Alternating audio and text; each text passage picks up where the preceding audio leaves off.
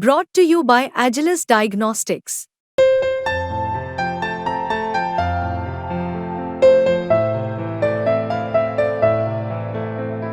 Agilus Diagnostics.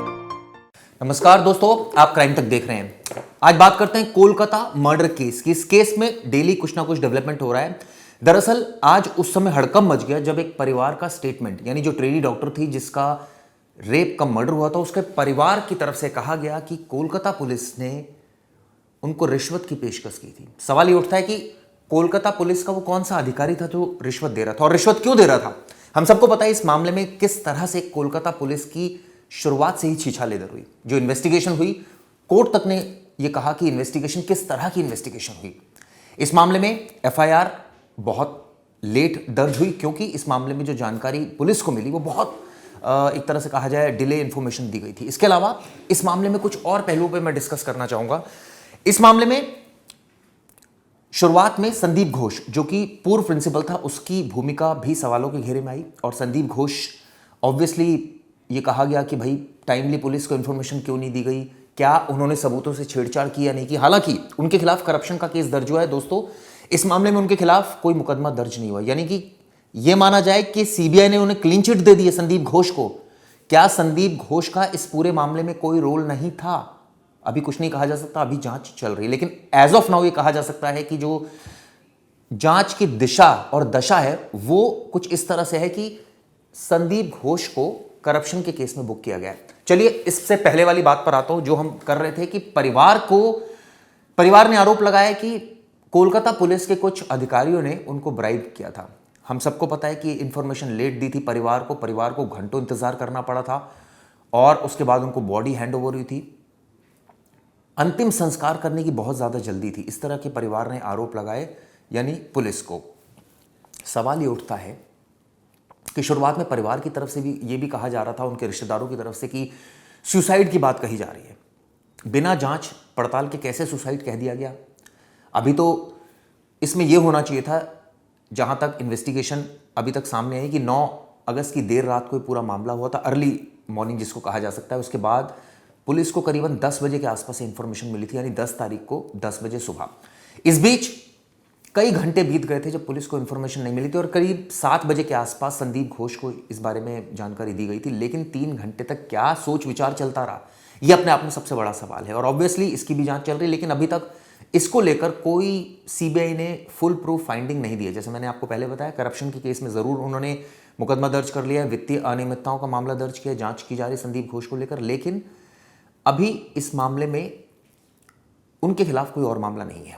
लेकिन सवाल यह उठता है कि परिवार अब ऐसा क्यों कह रहा है? परिवार ये क्यों कह रहा है बार बार कि कोलकाता पुलिस ब्राइब कर रही थी, यानी कि रिश्वत दे रही थी? क्यों दे रही थी रिश्वत? जब आप सही काम कर रहे हो, आप मौके पर पहुंच गए हो, आप इन्वेस्टिगेशन कर रहे हो, आपने रेप और मर्डर केस दर्ज कर लिया है, आरोपी को आपने गिरफ्तार कर लिया कुछ ही घंटों के बाद, तो फिर आपको रिश्वत देने की किसी को क्या जरूरत है? क्या मामले को दबाने के लिए दी जा रही थी? क्यों दबाना था मामले को? कौन प्रेशर कर रहा था पुलिस पर, कोलकाता पुलिस पर? यह सबसे बड़ा सवाल है, जिसका जवाब शायद मिले ना मिले, इस बारे में मैं भी कुछ नहीं कह सकते। लेकिन ये जो आरोप लगाया है परिवार ने, ये बेहद संगीन है। सवाल ये भी उठता है कि परिवार इतनी देर बाद ये आरोप क्यों लगा रहा है, क्योंकि रिश्वत वाले आरोप पहले तो कभी लगे नहीं, अभी ये बात सामने आई है। इस बीच ये बात जरूर सामने आई थी, जो परिवार का इंटरव्यू हमारे चैनल ने भी किया था, सहयोगी चैनल आज तक ने भी किया था। परिवार से बात की थी, उनके मदर फादर से, उन्होंने तमाम बातें कही थी कि किस तरह से जो संदीप घोष था वो टॉर्चर करता था, अटेंडेंस नहीं लगाता था, तमाम बातें उन्होंने कही थी। लेकिन ये जो बात है कि ब्राइब वाली बात है, ये अपने आप में कई सवाल खड़े करती है। क्या ऐसा तो नहीं कि इसके पीछे कुछ और वजह हो जो परिवार अब बोल रहा है? इसकी भी जांच होनी चाहिए। जहां तक बात है इस पूरे मामले की, सीबीआई की इन्वेस्टिगेशन लगातार आगे बढ़ रही है। हम सबको पता है इस मामले में आरोपी को गिरफ्तार किया जा चुका है। इस मामले में वित्तीय अनियमितताओं का मामला अलग चल रहा है, यानी कि हर एंगल पर मामले की जांच चल रही है। और उम्मीद यही की जानी चाहिए कि इसमें न्याय मिलेगा, बच्ची को न्याय मिलेगा, उनके परिवार को न्याय मिलेगा। और रेप का कानून तो आ चुका है नया, लेकिन क्या ये कानून प्रैक्टिकल है नहीं दोस्तों, ये तो मैं आपसे भी जानना चाहूंगा, और आप इस पर कमेंट करें। अगर आप चाहते हैं मैं इस पर भी कोई वीडियो करूं और इस पर भी आपको बताऊं इस कानून को लेकर कि इसमें क्या खामियां हैं, क्या ये प्रैक्टिकली संभव भी है कि कुछ महीनों में ट्रायल खत्म हो जाए और आरोपी को सजा हो जाए, ये अपने आप में बड़ी बात है।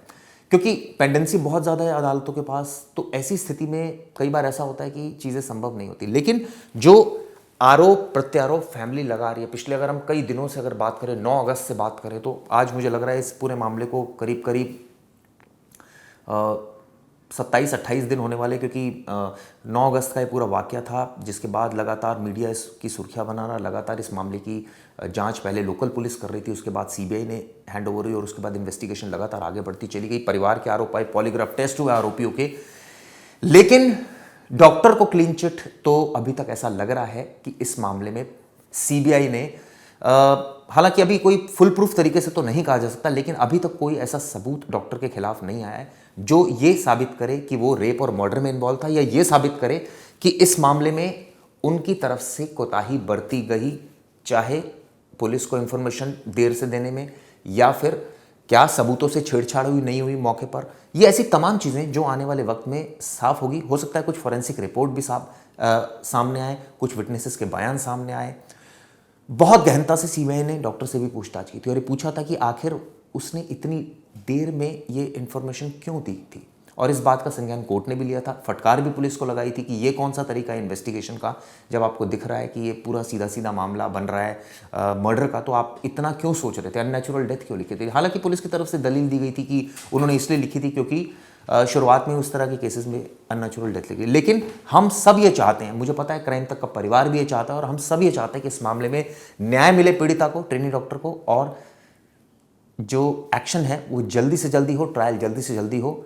और जो आरोपी, अभी तक तो संजय का नाम सामने आ रहा है, कुछ और अगर आरोपी संदीप घोष की इसमें इन्वॉल्वमेंट मिलता है, चाहे सबूतों से छेड़छाड़ में या कुछ और लापरवाही में, तो उसके खिलाफ भी कार्रवाई होनी चाहिए। हमें इन तमाम बातों, या कहें कि सवालों, जो भी सवाल हमने इतने सारे उठाए हैं, इनके जवाब का इंतजार रहेगा। चलिए, ये वीडियो कैसे लगी, जब तक जरूर बताइएगा। धन्यवाद।